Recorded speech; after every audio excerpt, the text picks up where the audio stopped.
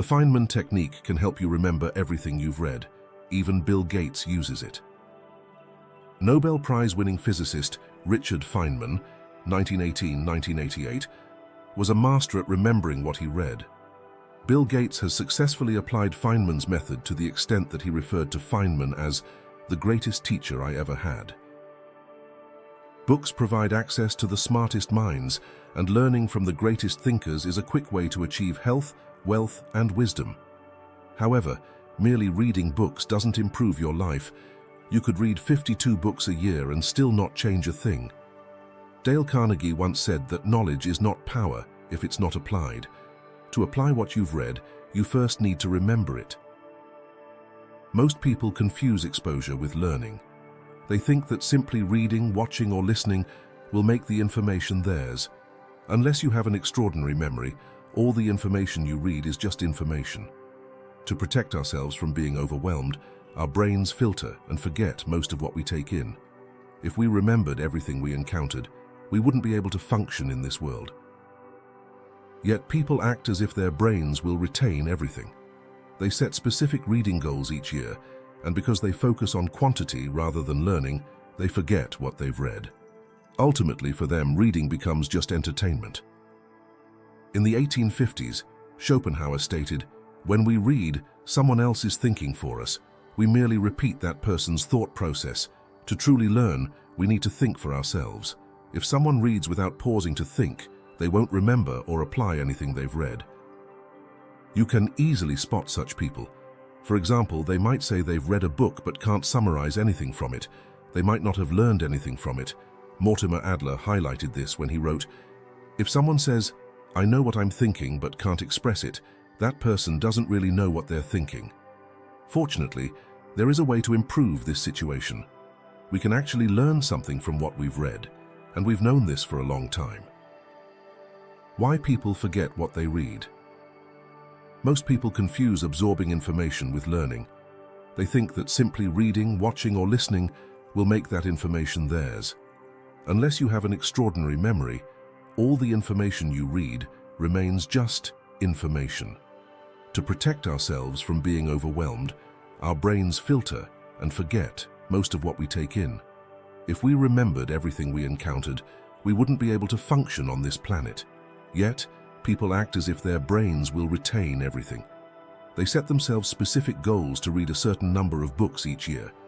Because they focus too much on the quantity rather than the learning, they forget what they've read.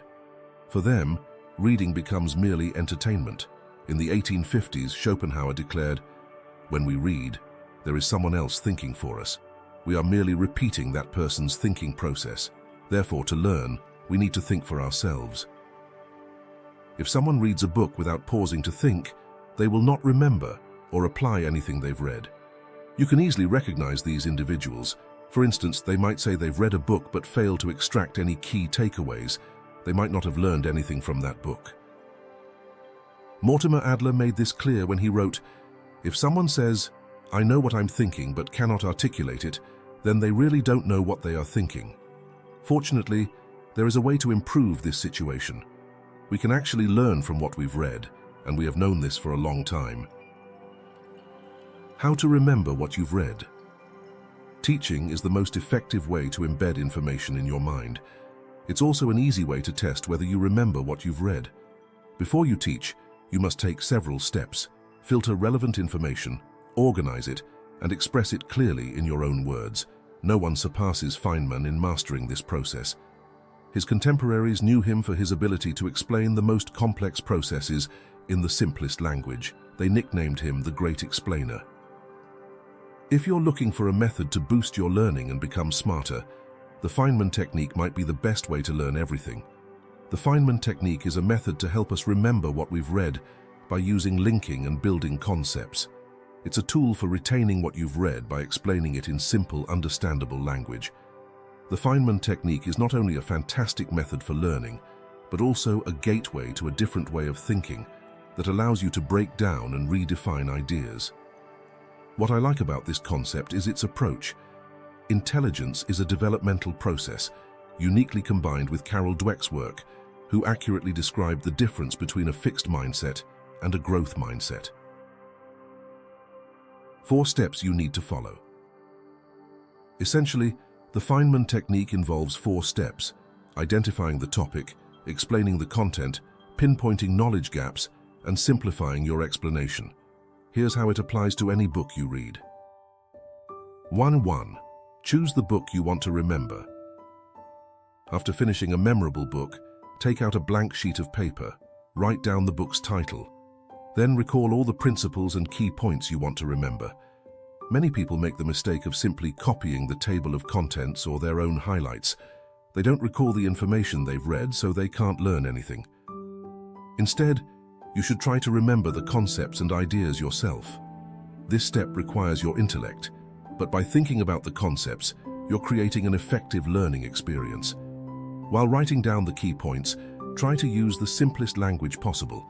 Often, we use complex jargon to mask our lack of understanding. Big words and technical terms prevent us from delving deep into the subject. 2. Pretend you are explaining the content to a 12-year-old. This might sound simple, but it's not. In fact, explaining a concept as simply as possible requires deep understanding. When you explain an idea from start to finish to a 12-year-old, you force yourself to simplify the connections between concepts. If you don't have a 12-year-old around, find a friend interested in the topic. Record a voice message explaining it to like-minded individuals, or write your explanation as a review on Amazon, Goodreads, or Quora. 3. Identify your knowledge gaps and review. Explaining the key points of the book helps you identify what you still don't understand. There will be parts you grasp well, and others where you're unsure. Only when you find these knowledge gaps, that is, when you realize you've missed a crucial aspect or struggle with wording or linking ideas, do you truly begin to learn. Once you know where you're stuck, pick up the book and read that section until you can explain it in your own simple language. Filling in knowledge gaps is essential to truly remembering what you've read, and if you skip this step, you'll only delude yourself about your knowledge. 4. Simplify your explanation. Depending on the book's complexity, you might always be able to explain and remember the author's ideas. However, if you feel unsure, take this additional step of simplification. Read your notes aloud and arrange them into the simplest story possible. If your explanation sounds simple, it's a great sign that you've succeeded. You only truly understand the content you've read when you can explain it in simple language. We take others' knowledge and opinions on trust. That's a passive and superficial way of learning. We need to make it our own. We're like someone who, needing fire, visits a neighbor, finds a warm fire, and then forgets to take it home.